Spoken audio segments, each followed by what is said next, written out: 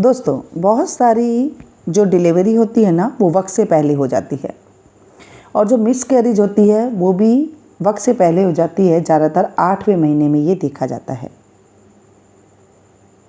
इस 8वें महीने में आपका शरीर नॉर्मली डिलीवरी के लिए तैयार है कि नहीं, ये सभी गर्भवती माताओं के लिए जानना बहुत ज़रूरी है।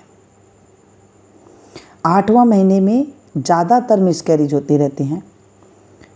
मैंने सोचा चलिए आज इस बारे में हम कुछ जानकारी ऐसी देते हैं जिसे ध्यान में रखना बहुत ज़रूरी होता है।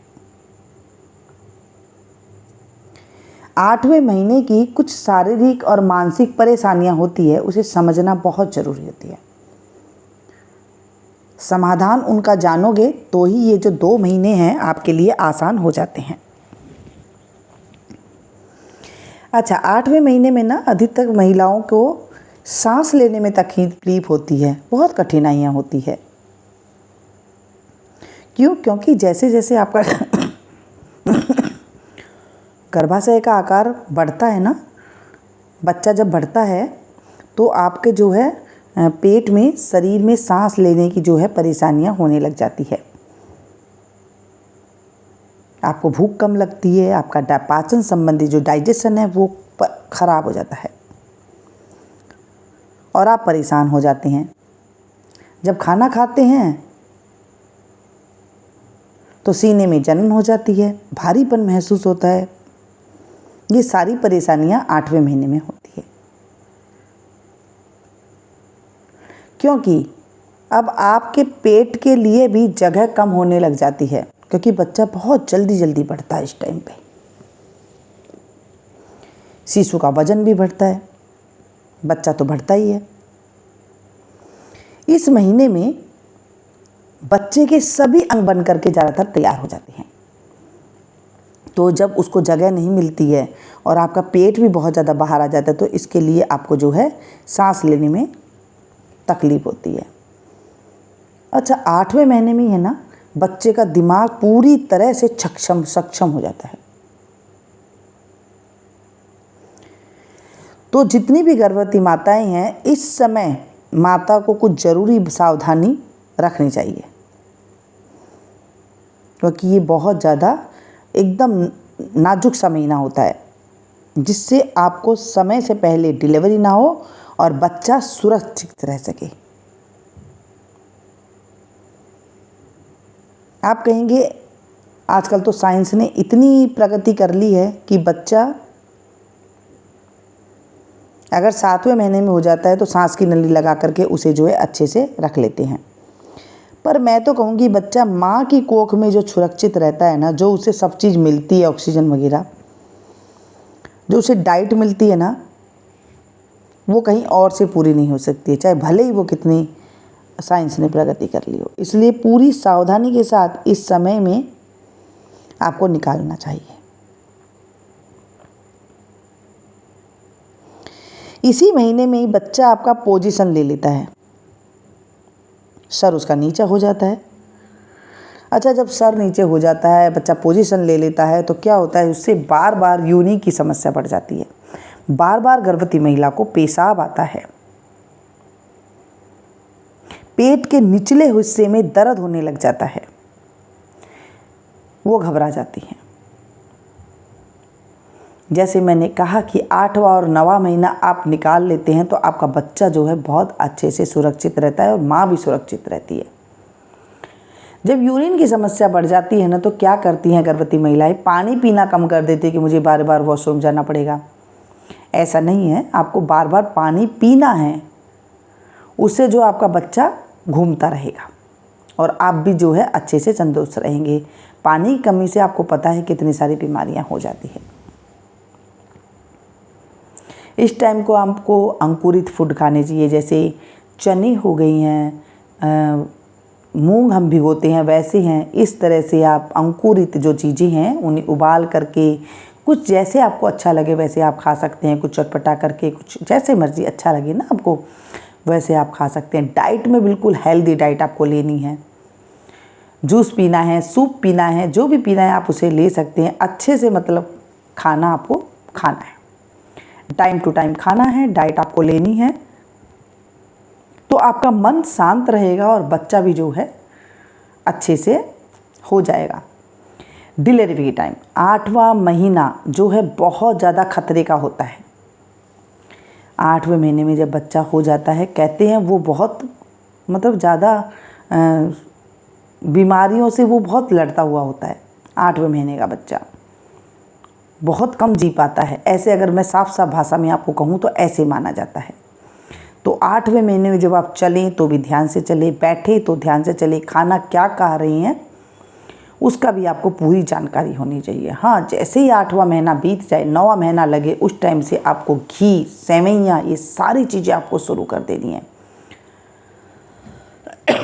सॉरी, 8वें महीने में आपको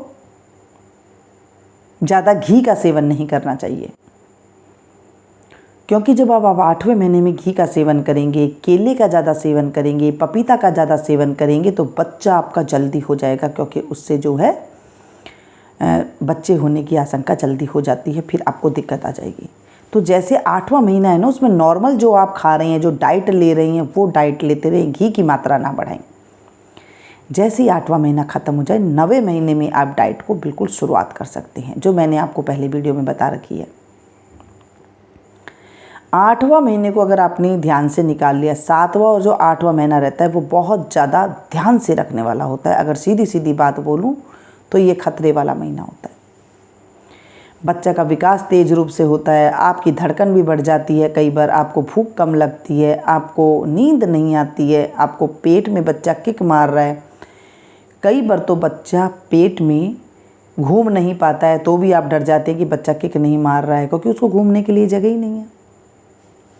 ऐसी ऐसी परेशानियां हो जाती है, गैस बनती है, एसिडिटी बनती है, इसका आपको निराकरण करना है, क्योंकि अगर आपको गैस बनेगी तो बीपी की प्रॉब्लम हो जाएगी, और जब बच्चा होने वाला होता है डिलीवरी के टाइम पे आपको प्रॉब्लम आ जाएगी। ये चीज़ का आपको ध्यान रखना है।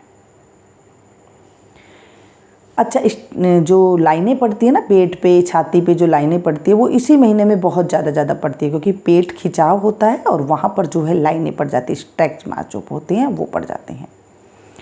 क्या करें आप, कोई लोशन लगा लीजिए, कोई क्रीम लगा लीजिए, नारियल का तेल है उसकी मालिश कर लीजिए धीरे धीरे हाथों से लगा करके, और साथ में या आप चाहें तो घी भी लगा सकते हैं। घर का जो देसी घी होता है ना, वो आप लगा सकते हैं। इससे खारिश नहीं चलेगी और आपको निशान भी ज़्यादा नहीं पड़ेंगे। 8वें महीने में ही ज़्यादा, ये 7वें 8वें महीने में निशान की जो समस्या है वो ज़्यादा आती है। तो इस टाइम पे आप ऐसे कर सकती हैं। कई बार क्या होता है, यूरिन के रास्ते से पानी आना शुरू हो जाता है, जैसे आपको लगता है कि बाथरूम आ रहा है। अगर ऐसी कोई समस्या है तो तुरंत डॉक्टर को दिखाइए। बूंद बूंद करके पानी आ रहा है, कई बार गांठें जैसी आने लग जाती है, तो तुरंत आपको डॉक्टर के पास जाना चाहिए। कई बार ब्लीडिंग हो जाती है, खून के थक्के आने लग जाते हैं, तो भी आपको डॉक्टर को तुरंत जाना चाहिए। कई बार कई लोग क्या करते हैं, सूखा गोला होता है ना, वो खा लेते हैं, उसकी वजह से आपको पानी छूटने लग जाता है, ऐसे लगता है जैसे आपको बाथरूम आ रहा है। तो आपको इस चीज़ का ध्यान रखना चाहिए, ये चीज़ कम से कम खाएं, और जो चिकनी चीज़ें हैं वो अगर 9वें महीने में ज़्यादा खाएंगे तो आपको दिक्कत नहीं आएगी। ये 8वें महीने में कदापि ना खाएं कि कोई ने आपको बता दिया कि सूखा गोला, जो सूखा नारियल होता है वो खा लीजिए, तो वो कदापि ना खाएं। इससे जो है बहुत ज़्यादा प्रॉब्लम हो जाती है। कईयों को बहुत ज़्यादा प्रॉब्लम हुई है, तो इसलिए मैं आपको ये मना कर रही हूँ। मैं कोई देख के सुन के आपके साथ बात नहीं करती, जो हमारी ज़िंदगी में हमने देखा है या फिर जो हमने औरों को अपने सामने देखा है वही मैं आपके साथ बात शेयर करती हूँ। कोई देखी सुनाई बातें मैं आपके साथ शेयर नहीं करती हूँ। वीडियो अगर तनिक भी आपको पसंद आ रहा है तो प्लीज़ एक लाइक दे करके जाइएगा, इससे मुझे मोटिवेशन मिलता है और आप लोग के लिए मैं नई नई वीडियो बनाती हूँ। बच्चे के लिए, बच्चे के साथ साथ आपका भी हेल्दी होना बहुत ज़रूरी है। आपको सर्दी जुकाम खांसी बीपी वगैरह कुछ भी ना हो, इस महीने में आपको पूरा ध्यान रखना है। वॉकिंग आपको धीरे धीरे करनी है, जैसे धीरे धीरे चाल से आपको चलना है। इससे क्या होगा, आपका जो वज़न है, जो बच्चे का जो वो है ना, घूमने का जो प्रक्रिया है वो आपको सही हो जाती है। हर गर्भवती माता को इस बात का पता होना चाहिए। 8वें महीने की जो बातें हैं, इन चीज़ों को बहुत ज़्यादा पता। स्ट्रेस मार्क्स में खुजली चलती है, एकदम वजन भी तेज़ी से बढ़ जाता है, भूख नहीं लगती है, उल्टियाँ आने लग जाती है, घबराहट होने लग जाती है। तो इसीलिए त्वचा को हाइड्रेट रखना बहुत ज़रूरी है। आप पानी पीते रहें और शरीर को मॉइस्चराइज़र करते रहें। कोई भी चीज़ जो मैंने आपको क्रीम बताई है, उससे आप त्वचा को एकदम जो है नमी बनाए रखें। कहने का मतलब है कि आप त्वचा में नमी, ज़्यादा समय खड़े रहने पर भी पैरों में जो है दर्द होने लग जाता है, सूजन आ जाती है, तो आप थोड़ी थोड़ी देर में बैठे रहें। जल्दी से थकान हो जाती है, सांस फूल जाता है, कोई सामान लेके चलते हैं तो उसमें जो है दिक्कतें आ जाती है। आपको एक्टिव रहे, पर ज़्यादा काम ना करें कि मैं एकदम एक्टिव हूँ, एकदम काम पे काम कर रही हूँ। कोई ऑफिस में है तो वो काम कर रहे हैं, कोई जिम कर रहे हैं, कोई काम कर रहे हैं, ऐसा आपको काम नहीं करना है ज़्यादा से ज़्यादा। शिशु की, बच्चे की जो हलचल है वो कम हो सकती है। अगर आप ज़्यादा काम करेंगे तो बच्चे की जो है हलचल कम हो सकती है, उसमें आपको जो है दिक्कत आ सकती है। उसके बाद ये जो छोटी छोटी बातें मैं आपके साथ शेयर कर रही हूँ, इन चीज़ों से आपको कुछ तो समझ में आ गया होगा कि हमें किस चीज़ से जो है ध्यान रखना है। स्ट्रेस नहीं लेना है, बिल्कुल भी घबराहट नहीं लेनी है। अपने पोषण और आहार का बिल्कुल सारी गर्भवती माता को ध्यान रखना है। पोषण वाला सामान खाना है, फ्रूट खाना है, सीजनेबल जो फ्रूट है ना वो खाना है। कई बार ना कई लेडीज़ को सर्दी में आम खाने का मन करता है, कई बार जो है गर्मी की चीज़ सर्दी में खाने का मन करता है, सर्दी की चीज़ गर्मी में खाने का मन करता है, तो आप मंगा के खा सकते हैं, लेकिन कम उसमें। ज़्यादा गर्म चीज़ नहीं खानी है कि आपने ड्राई फ्रूट खाना है। अगर आपको भूख नहीं लग रही है और आपको उबकाइयाँ आ रही है, उल्टी आ रही है और आपका मन नहीं कर रहा है किसी भी चीज़ में, तो डॉक्टर से तुरंत आप मिलिए, क्योंकि वो आपको आपके बच्चे की जानकारी देते रहते हैं और वो खुद भी लेते रहते हैं जानकारी कि किस पोजीशन में बच्चा है, क्या कारण है जिसके कारण ये चीज़ें हो रही है। मैंने 8वें महीने को आपको डराया नहीं है, मैंने सिंपल सी बात बताई है। जो चीज़ दवाइयाँ आपको डॉक्टर दे रही हैं, डेली वो दवाई आपको रखनी है, लेनी है। 8वें महीने में ये जो मैंने आपको सावधानी बताई है ना, इस सावधानी को जब आप रख लेंगे अच्छे से, तो आपको कोई भी दिक्कत नहीं आएगी। जैसे मैंने कहा कि गर्भाशय से पानी की थैली का कई बार जो पानी आता रहता है, वो पानी की थैली का उसे जो कई बार फट जाती है। अगर आप तुरंत डॉक्टर के पास नहीं जाएंगे तो पानी की थैली का जो पानी निकल जाएगा, तो फिर बच्चा सूख जाएगा और अंदर ही अंदर आपको कुछ नुकसान हो सकता है। तो ये मैं डरा नहीं रही हूँ, ये नॉर्मल सी बातें हैं जो हमारे बुजुर्ग हमें कहा करते थे और मैंने आपको ये चीज़ें बताई है।